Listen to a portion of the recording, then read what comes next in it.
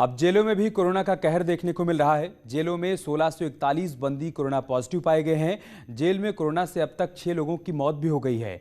3 बंदी, 2 सुरक्षाकर्मी और 1 अधिकारी की मौत हो चुकी है। जेलों में कोविड वैक्सीनेशन की प्रक्रिया भी चल रही है।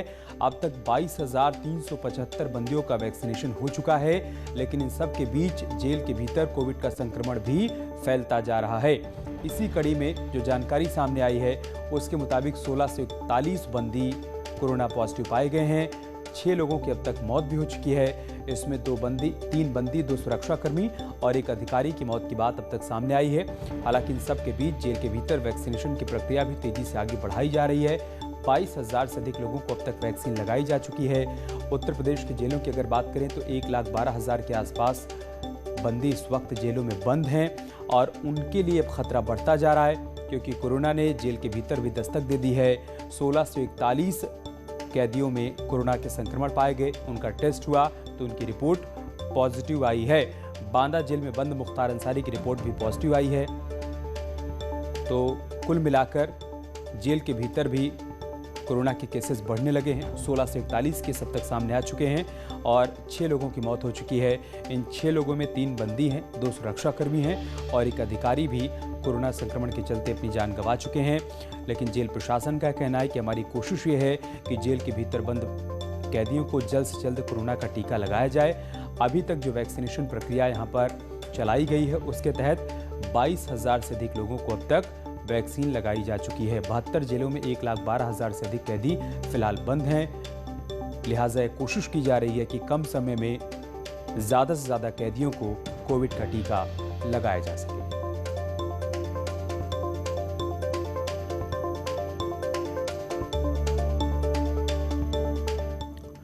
और इस बीच जानकारी सामने आई कि अंडरवर्ल्ड डॉन छोटा राजन एम्स में भर्ती करवाया गया है। तबीयत बिगड़ने के बाद उसे एम्स में भर्ती करवाया गया। कुछ दिन पहले उसे कोरोना हुआ था। पहले तिहाड़ जेल में उसका इलाज चल रहा था, लेकिन तबीयत बिगड़ने के बाद उसे एम्स में भर्ती करवाया गया है। ये बड़ी खबर हम आपको बता रहे हैं। अंडरवर्ल्ड डॉन छोटा राजन को अब एम्स में भर्ती करवाया गया है। इससे पहले उसे कोरोना हुआ, रिपोर्ट में कोरोना संक्रमण की पुष्टि हुई, जिसके बाद जेल के भीतर ही उसका इलाज चल रहा था। लेकिन अब तबीयत बिगड़ने के बाद उसको एम्स में भर्ती करवाया गया है, जहां उसका इलाज चल रहा है।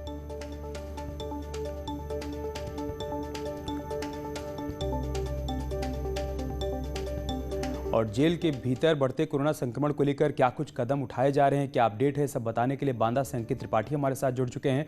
लखनऊ से ऋषभ मणि त्रिपाठी हमारे साथ जुड़े हुए हैं। प्रयागराज से सर्वेश दुबे हमारे साथ हैं और दिल्ली से सुशील पांडे भी हमारे साथ जुड़ चुके हैं।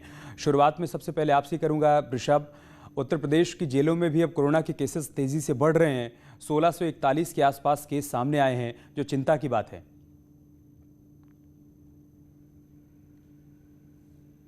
जी अमित, देखिए ये चिंता भी है और एक बहुत बड़ी चुनौती भी है। यूपी के जो डीजी जेल है आनंद कुमार, वो लगातार मॉनिटरिंग कर रहे हैं, नज़र बनाए हुए हैं। पूरे देश में जेल में जितने बंदी हैं उसके 1/4 सिर्फ उत्तर प्रदेश की जेलों में है। 72 स्थायी जेल हैं जिसमें 1,12,000 से ज़्यादा बंदी हैं। इन बंदियों के बीच कोरोना संक्रमण ना फैले, ये बहुत बड़ी चुनौती है। लगातार वैक्सीनेशन जारी है और जब कोरोना की पहली वेव थी उस दौरान भी कैदियों ने बहुत अच्छा काम किया था। मास्क बनाया था, सैनिटाइजर बनाया था, PPE किट बनाई थी। लेकिन जो दूसरी वेव है ये ज़्यादा खतरनाक है। वैक्सीनेशन जारी है लेकिन संक्रमण फैलने की भी लगातार शिकायतें आ रही हैं। तो डीजी जेल का ये कहना है कि जो अधिकारी हैं वो इस संकट के दौर में भी अपनी पूरी जिम्मेदारी के साथ काम कर रहे हैं। जेल का प्रेमाइसिस ऐसा होता है जहां पे चुनौती ज़्यादा बढ़ जाती है। बड़े बड़े कंपार्टमेंट्स हैं, बंद हैं। पूरी कोशिश की जा रही है कि उनकी डाइट में वो सारे तत्व शामिल किए जाएं जो गाइडलाइंस हैं कोरोना से निपटने के लिए। उनके खाने में हाई प्रोटीन डाइट उनको दिया जा रहा है, उनको दूध दिया जा रहा है। डॉक्टर्स जो सलाह दे रहे हैं, जो चिकित्सकीय उनको ऑर्डर दे रहे हैं, उसका पालन करवाया जा रहा है। लेकिन अभी भी चुनौती यही है कि इस संक्रमण को बढ़ने ना दिया जाए और मौतें ना हों। अमित, ठीक है, बांदा चलते हैं। अंकित वहां से हमारे साथ जुड़े हुए हैं। अंकित, मुख्तार अंसारी में कोरोना के लक्षण दिखे, टेस्ट हुआ तो रिपोर्ट पॉजिटिव आई, उसके बाद चिंता बढ़ गई। बाकी कैदियों को लेकर क्या कुछ वहां पर कदम उठाए जा रहे हैं? वैक्सीनेशन की प्रक्रिया कैसे वहां पर आगे बढ़ रही है बांदा जेल में? जी बिल्कुल बताना चाहेंगे, बांदा जेल में लगभग 60 बंदी जो है यहाँ पर कोरोना की चपेट में अब तक आए हैं और मुख्तार अंसारी भी शुरुआती दौर पर उसकी जब एंटीजन जांच हुई तो उसमें पॉजिटिव है, लेकिन आज उसकी जो बात निकल सामने की RT-PCR जांच भी मुख्तार अंसारी की पॉजिटिव आ गई है।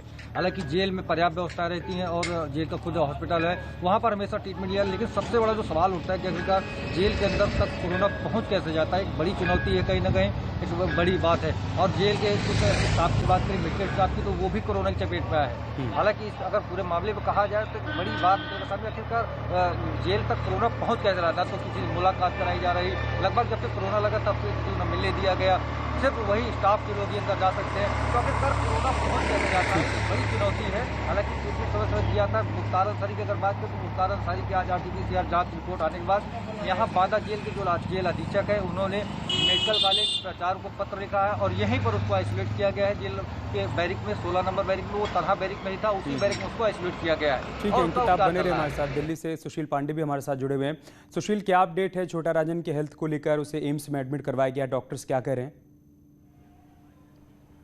जी देखिए अमित, साफ तौर से जिस तरह छोटा राजन का इलाज पहले ही तिहाड़ जेल में चूंकि बंद थे तो अस्पताल में वहां के अस्पताल के द्वारा ये इलाज चल रहा था, लेकिन जब छोटा राजन की जो तबीयत है वो और बिगड़ी, उसके बाद उनको दिल्ली के एम्स में एडमिट कराया गया। हालांकि को एक स्पेशल कोर्ट बनाई गई थी छोटा राजन को लेकर CBI की। सुबह फिलहाल जो वहां के जेलर है उन्होंने उनको फोन करके ये बताया कि चूंकि छोटा राजन का जो स्वास्थ्य है वो ठीक नहीं है, जो कोरोना संक्रमण है वो तेजी से फैल रहा है और इसीलिए एहतियातन उन्हें एम्स में भर्ती कराया गया है। लेकिन जो हमारे सूत्र हैं वो बता रहे हैं कि अभी छोटा राजन की जो स्थिति है वो स्टेबल है और फिलहाल इस पूरे मामले में उनका जो इलाज है वो चल रहा है।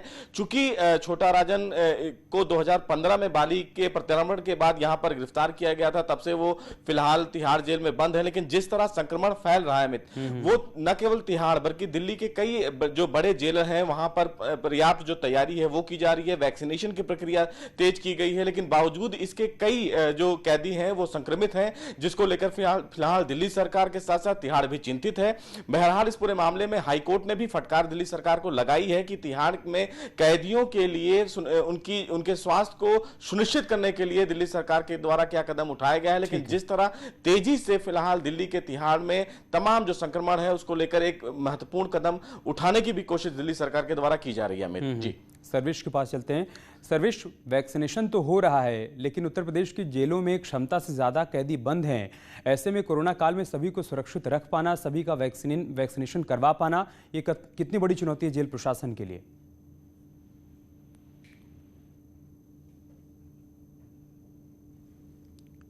ठीक है, वो 2060 है, लेकिन यहाँ पर जो है वो 4275 कैदी इस वक्त जो है यहाँ पर जो है रखे गए हैं और इनमें से 114 पुरुष और 9 महिला कैदी जो है वो कोरोना संक्रमित पाए गए हैं। तो 123 कैदियों के संक्रमित पाए जाने के बाद हड़कंप मचा है। हालांकि यहाँ पर तमाम तरह से जो है सैनिटाइजेशन कराया जा रहा है और अंदर कोविड वार्ड बनाया गया है 120 बेड का। महिलाओं और पुरुषों को अलग अलग वहां पर रखा गया है। उनके चिकित्सा सुविधा के लिए मेडिकल स्टाफ लगाया गया है, डॉक्टरों को लगाया गया है और उनके खान पान का विशेष ध्यान दिया जा रहा है। काढ़ा है और तमाम अन्य चीजें जो है उनको मुहैया कराई जा रही हैं ताकि जो है उनकी सेहत बनी रहे। जहां तक संक्रमण फैलने की बात है तो जेल अछूता नहीं है, क्योंकि यहाँ पर मूवमेंट होता है। जैसे आप देख रहे हैं कि अभी गेट से गाड़ियां आ रही हैं, तो गाड़ी आती है अगर तो इससे सामान आते हैं तो तमाम लोग कांटेक्ट में आते हैं, चाहे वार्डर हो, पुलिसकर्मी हो, सुरक्षाकर्मी हो, ये लोग जेल के अंदर जाते रहते हैं। तो कोरोना के संक्रमण का खतरा कैदियों को भी लगातार बना रहता है। लेकिन राहत की बात यह है कि प्रयागराज में अब तक किसी कैदी की कोरोना से मौत नहीं हुई है। लेकिन अगर यहाँ अधिकारियों और कर्मचारियों की बात करें तो 1 जेलर, 2 डिप्टी जेलर और करीब 15 वार्डर जो है, सुरक्षाकर्मी जो है वो अब तक कोरोना की चपेट में आए हैं और कई जो है सुरक्षा कर्मियों के परिवार के लोग भी जो है वो अब तक जो है कोरोना की चपेट में आ चुके हैं। लेकिन तमाम तरीके से एहतियात बरता।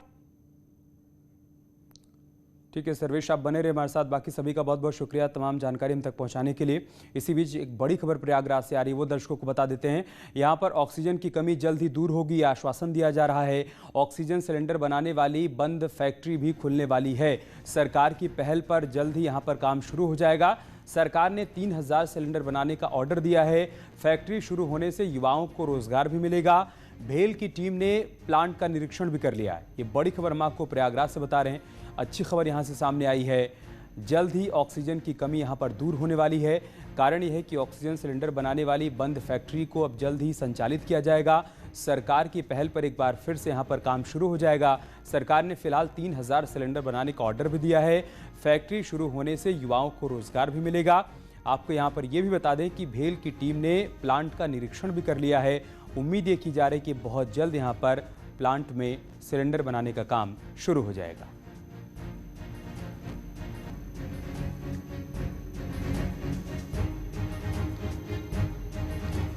और इस बीच सीएम योगी ने एक बड़ा ऐलान किया है। रेमडेसिविर इंजेक्शन मुफ्त मिलेगा। निजी अस्पतालों में गंभीर मरीजों को मुफ्त इंजेक्शन दिया जाएगा। डीएम और सीएमओ इंजेक्शन का इंतजाम करेंगे। सरकारी अस्पतालों में मुफ्त मिलेगा रेमडेसिविर। निजी अस्पतालों में कम कीमत पर इंजेक्शन उपलब्ध करवाया जाएगा। ये बड़ा ऐलान सीएम योगी आदित्यनाथ की तरफ से किया गया है। रेमडेसिविर इंजेक्शन अब मुफ्त मिलेगा। निजी अस्पतालों में गंभीर मरीजों को भी मुफ्त इंजेक्शन मिलेगा। डीएम और सीएमओ इंजेक्शन का इंतजाम करवाएंगे। उन्हें सुनिश्चित करना होगा कि हर जरूरतमंद को इंजेक्शन मिल पाए। सरकारी अस्पतालों में मुफ्त मिलेगा रेमडेसिविर। निजी अस्पतालों में फिलहाल कम कीमत पर इंजेक्शन की बात सामने आ रही है। ये बड़ी खबर हम आपको बता रहे हैं। बड़ी राहत उन तमाम लोगों के लिए जो कि रेमडेसिविर इंजेक्शन के लिए भटक रहे थे। उनकी कोशिश थी कि किसी तरीके से उनके अपने जो कि अस्पताल में जिंदगी की जंग लड़ रहे हैं उनको इंजेक्शन मिल पाए। और इस बीच सीएम योगी की तरफ से बड़ा ऐलान किया गया है कि डीएम और सीएमओ इंजेक्शन का इंतजाम करेंगे। उन्हें सुनिश्चित करना होगा कि हर जरूरतमंद को रेमडेसिविर इंजेक्शन मिल पाए। सरकारी अस्पतालों में रेमडेसिविर मुफ्त मिलेगा, जबकि निजी अस्पतालों में कम कीमत पर इंजेक्शन उपलब्ध करवाया जाएगा। और लखनऊ से हमारे सहयोगी अनामिका इस वक्त हमारे साथ जुड़ चुके हैं। अनामिका, ये बड़ी राहत है उन तमाम लोगों के लिए जो परेशान थे रेमडेसिविर इंजेक्शन को लेकर। देखिए अमित, ये वो इंजेक्शन है जिसको डॉक्टर्स के मुताबिक अगर किसी पेशेंट को निमोनिया हो जाता है, यानी कि इसे हाईली कोविड हो जाता है और उस दौरान अगर उसे निमोनिया हो जाता है तो ऑक्सीजन लेवल को मेंटेन करने के लिए सीवियर निमोनिया में इस इंजेक्शन का इस्तेमाल हो रहा है। और बड़े पैमाने पर अगर बात की जाए तो इसका इस्तेमाल हॉस्पिटल्स में हो रहा है, सरकारी में भी, प्राइवेट में भी। लेकिन इस बीच ये भी खबर आई कि कुछ लोग ऐसे भी हैं जो कालाबाजारी कर रहे हैं। इसकी जो इंजेक्शन 2,500 में मिलना चाहिए वो 70-70 हजार पर लोग ब्लैक में खरीद रहे हैं। और कुछ लोग ऐसे भी हैं जो इसमें आपदा को अवसर में बदल रहे हैं। इसको देखते हुए मुख्यमंत्री योगी आदित्यनाथ की ओर से ये बड़ा ऐलान किया गया है कि सरकारी हॉस्पिटल्स में जो भी पेशेंट एडमिट है या जिनको निमोनिया हो गया या ऑक्सीजन लेवल डाउन हो रहा है, उनको इलाज के दौरान अगर डॉक्टर रिकमेंड करते हैं तो फ्री ऑफ कॉस्ट उनको रेमडेसिविर इंजेक्शन दिया जाएगा। जबकि प्राइवेट हॉस्पिटल्स में जो इसका रेट है उसको रिवाइज किया जाएगा। यानी कि अगर प्राइवेट हॉस्पिटल्स इसको अगर हाईली रेट पे बेच रहे हैं या इसको महंगे पैमाने पर इसका इस्तेमाल कर रहे हैं और इसको बिजनेस में तब्दील कर रहे हैं तो उस पर रोक लगाई जाएगी। यानी कि सरकारी हॉस्पिटल्स में इसको फ्री ऑफ कॉस्ट दिया जाएगा, जबकि प्राइवेट हॉस्पिटल्स में कम से कम पैसे में इसको उपलब्ध करवाया जाएगा। मुख्यमंत्री योगी आदित्यनाथ की ओर से ये बड़ा ऐलान और बड़ी राहत उन लोगों के लिए है जिनके परिवारजन या फिर वो खुद रेमडेसिविर इंजेक्शन के लिए दर भटक रहे हैं या सरकारी हॉस्पिटल्स में अपना इलाज करवा रहे हैं। बहुत शुक्रिया अनामिका आपका हमारे साथ जुड़ने के लिए और तमाम जानकारी तक पहुंचाने के लिए। और कोरोना के बढ़ते मामलों से जूझ रहे भारत को अंतर्राष्ट्रीय समुदाय ने मदद भेजनी शुरू कर दी है। ब्रिटेन ने भारत को जीवन रक्षक मदद की पहली खेप भेजी है जो नई दिल्ली पहुंच चुकी है। इसमें 120 वेंटिलेटर हैं, 495 ऑक्सीजन कॉन्सेंट्रेटर हैं और कई जीवन रक्षक दवाएं भी शामिल हैं। साथ ही ब्रिटेन ने कहा है कि इस हफ्ते भेजे जाने वाली दूसरी खेप की तैयारी भी कर ली गई है। बता दें कि ब्रिटेन के पीएम बोरिस जॉनसन ने कहा है कि कोविड के खिलाफ लड़ाई में ब्रिटेन भारत के साथ खड़ा है।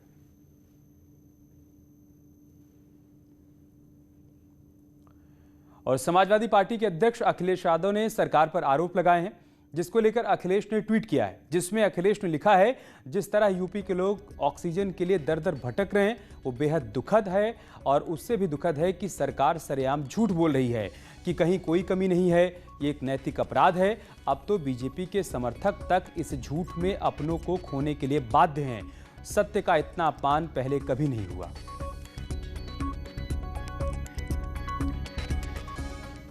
और समाजवादी पार्टी के प्रवक्ता अनुराग भदौरिया ने सरकार पर निशाना साधा है। उन्होंने पूछा है कि सरकार के कुछ मंत्री सांसद ही कमियां बता रहे हैं तो क्या सरकार अपने ही लोगों पर एनएसए लगा देगी। उत्तर प्रदेश में लगातार कोरोना से लोगों की मौतें हो रही हैं और उत्तर प्रदेश की सरकार अपनी कमी छिपाने के लिए लोगों को धमका रही है। तो मैं उत्तर प्रदेश सरकार से पूछता हूं कि उत्तर प्रदेश के जो सांसद हैं मोहनलालगंज से, मेरठ के और उनके जो मंत्री हैं, सरकार की ऑक्सीजन कमी होने पे, बेड की कमी होने पे और जो अवस्था होने पे सवाल उठा रहे हैं, तो क्या सरकार उनके ऊपर एनएसए लगाएगी, उनकी संपत्ति जब्त करेगी? क्या सरकार ये बताए। एक तो सरकार लोगों की मदद नहीं कर पा रही है, लोग में हाहाकार मचा है, ऊपर से सरकार धमका भी रही है। ये सरकार है या तानाशाही है? ये पहली बार हमारे देश के अंदर में देखने को मिला है कि सरकार अपनी नाकामी छुपाने के लिए लोगों पे धमका रही है। यार रुक रहे एक छोटे से ब्रेक के लिए, जल्द लौटेंगे कुछ और खबरों के साथ। ऊर्जा मंत्री श्रीकांत शर्मा ने अपने विधानसभा क्षेत्र मथुरा में दरेसी और जिला हॉस्पिटल का निरीक्षण किया। इस दौरान मरीजों के तीमारदारों ने सरकार की व्यवस्थाओं की हकीकत से उन्हें रूबरू कराया, जिसके बाद श्रीकांत शर्मा ने सीएमओ को लापरवाही बरतने वालों पर कार्रवाई के लिए कहा।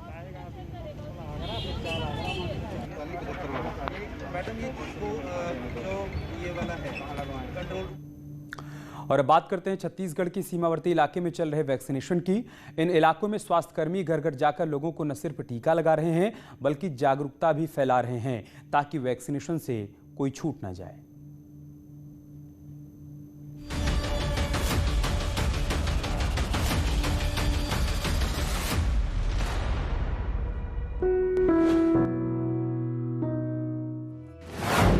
सड़क पर, मैदान में, खेत खलिहान में, ये हर जगह जा रहे हैं, लोगों को बुला रहे हैं,